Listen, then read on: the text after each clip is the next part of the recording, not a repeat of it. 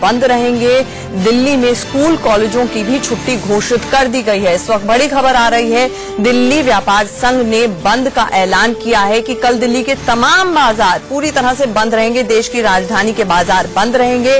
साथ ही साथ आपको ये भी बता दें, स्कूल कॉलेज भी बंद रहेंगे। 7 दिनों के राजकीय शोक की घोषणा पहले ही कैबिनेट फैसले द्वारा ली जा चुकी है और 7 दिन का यानी कि 22 अगस्त तक राजकीय शोक रहेगा। दिल्ली में सभी बाजार कल बंद रहने वाले हैं और साथ ही साथ स्कूल कॉलेज भी बंद रहने वाले हैं। इस वक्त की बड़ी खबर आ रही है, पूर्व उपराष्ट्रपति हामिद अंसारी क्या कुछ कह रहे हैं, उनके भी रिएक्शन आपको सुनवाते हैं। ह्यूमन क्वालिटीज थी, उसका तो वो जितना जिक्र किया जाए वो कम है, इसलिए कि वो सूझबूझ के आदमी थे। उनके बातचीत करने का तरीका, अपनी बात कहने का तरीका, अपनी बात मनवाने का तरीका जो निराला था। तो उनकी देश में बहुत इज्जत थी, सारे नागरिक उनकी इज्जत करते थे और उनके जाने से बहुत बड़ा एक खला पैदा हो गया, गैप पैदा हो गया, जो कि वो कभी जैसा आदमी नहीं आएगा। उनके परिवार के लोग या फिर जितने भी राजनीति से जुड़े हुए लोग हैं वो ये कहते हैं कि जब वो भाषण देते थे तो लोगों को वो अपनी तरफ मोड़ लेते थे।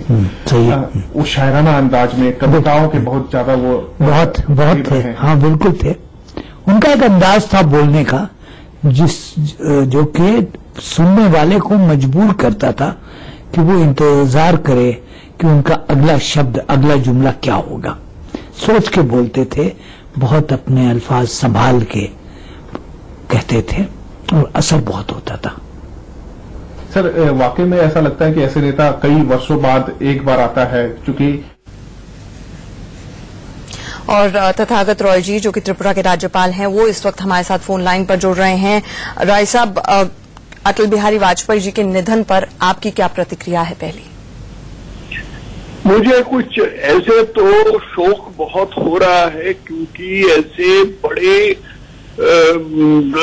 पैमाने के एक नेता बहुत वेरी सेल्डम, बहुत कम जन्म लेते हैं। और दूसरा है कि मुझे याद आ रहा है कि उनका इतना ह्यूमर था, ये होते हुए भी, प्राइम मिनिस्टर होते हुए भी इतना ह्यूमर था कि एक घटना मुझे याद आ रहा है। दिल्ली में बीजेपी का नेशनल एग्जीक्यूटिव मीटिंग हो रहा था और उस समय वेंकैया नायडू जी, जो फिलहाल भारत के उपराष्ट्रपति है, वो हुआ करते थे बीजेपी का प्रेसिडेंट। उन्होंने आके घोषणा किया कि भोजन का विलंब है, अब प्रधानमंत्री जी आपको संबोधित करेंगे। उसके बाद अटल जी स्टेज पर आए और आकर के कहे कि भोजन का विलंब है, इसलिए तब तक मुझे भाषण देके गुजारा करना है। तो हम लोग सब हंस पड़े जी। तो ऐसा ह्यूमर था उनका। बिल्कुल, उनकी सेंस ऑफ ह्यूमर, और बल्कि हम सब इस वक्त शोक में हैं, लेकिन फिर भी उनकी मुस्कुराहट ऐसी थी कि वो हर बात उस मुस्कुराहट के जरिए कह देते थे। तथागत रॉय जी, आज की तारीख में जितने भी बीजेपी के ये जो युवा नेता है, यंग ब्रिगेड है, इनकी पूरी ट्रेनिंग, इनका मार्गदर्शक, इनके लिए प्रेरक अटल बिहारी वाजपेयी जी थे। तो ऐसे में कहीं ना कहीं लगता है कि अब वो शून्य कभी भर नहीं पाएगा पार्टी में। सारे लोग ये जरूर कोशिश करेंगे कि वो वाजपेयी जी के पद चिन्हों पर चलें, लेकिन वाजपेयी जी जैसा ना पहले कभी हुआ है भारत की राजनीति में अभी तक, और ना ही शायद होगा। सही बात है जी। आप कुछ बताना चाहेंगे, जिस तरह से आपने ये वाकया बताया हमें कि जनता आपका, क्योंकि क्लोज इंटरैक्शन उनके साथ रहा, कि अगर वो खुद को याद करवाना चाहे तो किस तरह से, कवि हृदय की तरह से याद करवाना चाहेंगे या फिर पूर्व प्रधानमंत्री की हैसियत से याद करवाना चाहेंगे? आपको क्या लगता है? नहीं, मैं जब बीजेपी का पश्चिम बंगाल राज्य का अध्यक्ष था, उस समय 2-3 बार उनसे ये हुई, भेंट हुई और कुछ चर्चाएं हुई।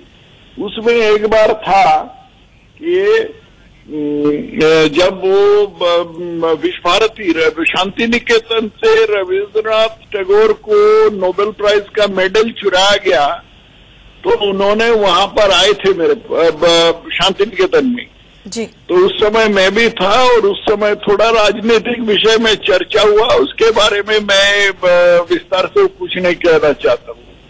पर उसमें एक अद्भुत घटना हुआ, वो पजामा पहन के आई थी। पजामा शायद इसलिए पहने थे, वो तो अक्सर धोती पहनते हैं, वो पजामा इसलिए शायद पहने थे कि वो हेलीकॉप्टर से आ रहे हैं, धोती संभालना मुश्किल होता है, हेलीकॉप्टर का जो ब्लास्ट होता है वो रोटर का, इसलिए संभालना मुश्किल होता है, इसलिए पजामा पहन के आए थे। पर कुछ मीडिया ने ऐसा लिख दिया कि ये पजामा पहने थे इसलिए कि उनका अल्पसंख्यकों का वोट आएगा जी। तो ये देखकर हम लोग सब हंस पड़े और क्या करें। नहीं, हम मीडिया वाले कई बार गलत इंटरप्रिटेशन दे देते हैं। तथागत रॉय जी, हमारे साथ जुड़ने के लिए आपका बहुत बहुत शुक्रिया। कहीं ना कहीं उनकी सादगी थी। अभी पजामे का इंस्टेंस उन्होंने बताया, एक और इंस्टेंस है जब उनके पास सम्मेलन को उनको जाकर वहां पर भाषण देना था और उनके पास कुर्ता एक फटा हुआ था तो ऊपर से जैकेट पहनकर चले गए। ये थी अटल बिहारी वाजपेयी जी की सादगी। अटल बिहारी वाजपेयी जी के निधन से सोशल मीडिया में भी इस वक्त शोक की लहर दौड़ रही है। ट्विटर पर लोग अपने अपने तरीके से वाजपेयी जी को श्रद्धांजलि दे रहे हैं। एक कार्टूनिस्ट ने एक कैरिकेचर ट्वीट किया है जिसमें वाजपेयी जी जाते हुए नजर आ रहे हैं और माइक रोता हुआ नजर आ रहा है और इस माइक पर डेमोक्रेसी लिखा हुआ है।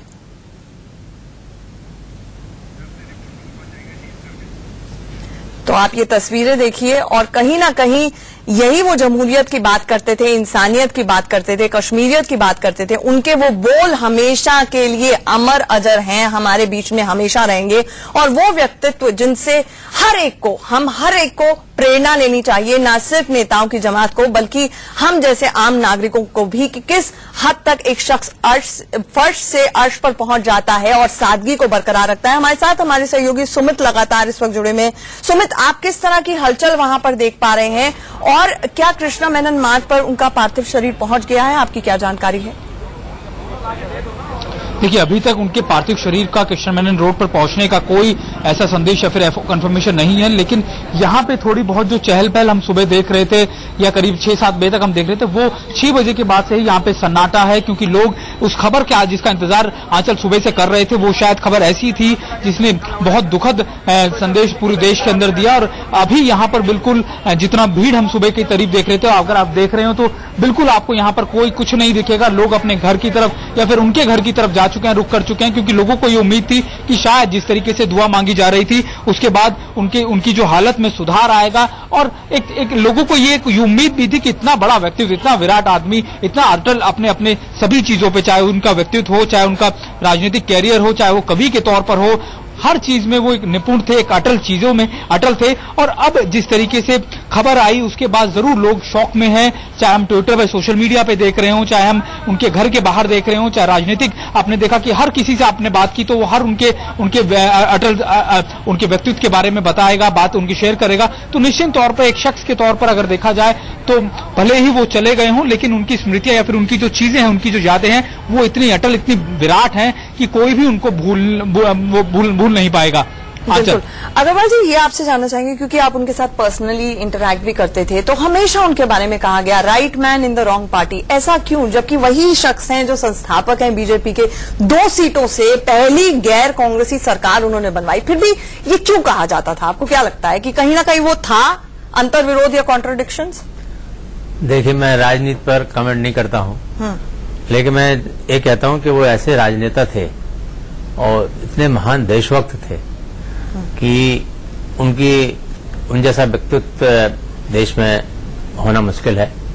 आशा है कि ये भारत बहुत महान देश है और व्यक्तित्व पैदा होंगे, और देश ने जितना उन्हें प्रेम दिया वो भी कम नहीं है। देखिए, वो बिस्तर पे पड़े थे, मैं पूछता था कि वो कितने दुखी हैं, तो लोग कहते थे 2009 के बाद से ही वो व्हीलचेयर बाउंड थे पूरी तरह से। वो दुखी हैं, इसी से देश खुश था कि वो हिल डुल रहे हैं, कम से कम पड़े हुए हैं। तो भारत ने भी उनको बहुत प्रेम दिया और इसी प्रेम के कारण वो बहुत सहज थे और वो चाहते थे कि उनको राजनेता के रूप में याद किया जाए, देशभक्त के रूप में याद किया जाए और कवि हृदय के रूप में याद किया जाए। मैं चाहता हूं कि उनका जो साहित्य था, इतने हजारों भाषण दिए, ऐसा नहीं कि वो भाषण छाप दिए जाएं, क्योंकि कोई भाषण पढ़ता नहीं है, उसमें शाश्वत कुछ एलिमेंट निकाले जाएं, तत्व निकाले जाएं कि उनकी क्या विचारधारा थी।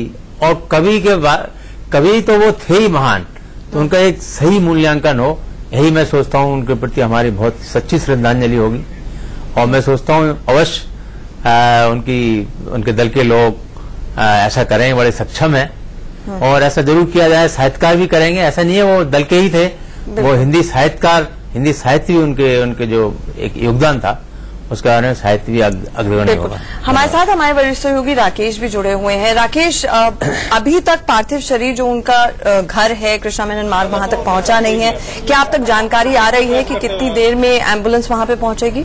अरे फोन, मैं तुमको क्या कह रहा हूँ। देखिए, अंदर जो है पूरी तैयारी हो चुकी है और यहाँ पर लगातार नेता, मंत्री, सांसद यहाँ पर लगातार पहुंचना जारी है। अब से कुछ देर पहले आरजेडी के सांसद मनोज झा थे, साथ ही साथ कई नेता यहाँ पर लगातार पहुंच रहे हैं, कई केंद्रीय मंत्री अंदर मौजूद हैं।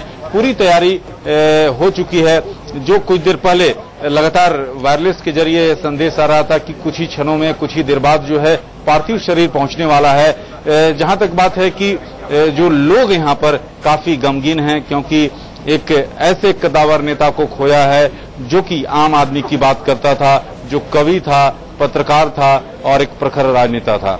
बिल्कुल, पत्रकार थे इसलिए शायद सवालों से कभी भागे नहीं। वेंकट जी, मनाली तक जब जाते थे अपने वो हॉलिडे होम में भी छुट्टियां मनाने के लिए, पत्रकारों का पूरा एक जत्था मुझे याद है जाता था और इंटरव्यूज लेकर आता था।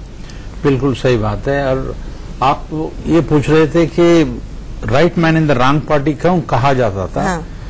ये मैं इसलिए कहा जाता था क्योंकि 1957 के करीब जब पंडित जी इनके भाषणबाजी से इतना प्रभावित हुए थे, किसी विदेशी, पंडित नेहरू की बात कर रहा हूँ, किसी विदेशी नेता को ये बताया थे इंट्रोड्यूस करते हुए, ये वाजपेयी जी हैं, ये इतने जबरदस्त नेता बनेंगे, कभी न कभी भारत का प्रधानमंत्री रहेंगे, बन जाएंगे। अगर हम समझते हैं, अगर तब से अगर वो कांग्रेस पार्टी में होते, शायद 60s में ही हो सकता है कोई प्रधानमंत्री बन सकते थे। तो 13 दिन 13 महीने और उसके बाद फुल फ्लेज सरकार थी, वो ना होता शायद पहले ही बन जाते। लेकिन खैर कांग्रेस में ये स्कोप हो सकता था या नहीं हो सकता, ये अलग बात, ये एक अलग अटकलों का विषय है। लेकिन आज भी हम उनको याद कर रहे हैं तो उनकी स्मृतियां जो आ रही हैं और जो उनकी पर्सनालिटी के बाद में प्रधानमंत्री के तौर पर एक फर्म और फ्लेक्सिबल प्रधानमंत्री होना, अग्रवाल जी, की जो भी आप डिसीजन ले रहे हैं,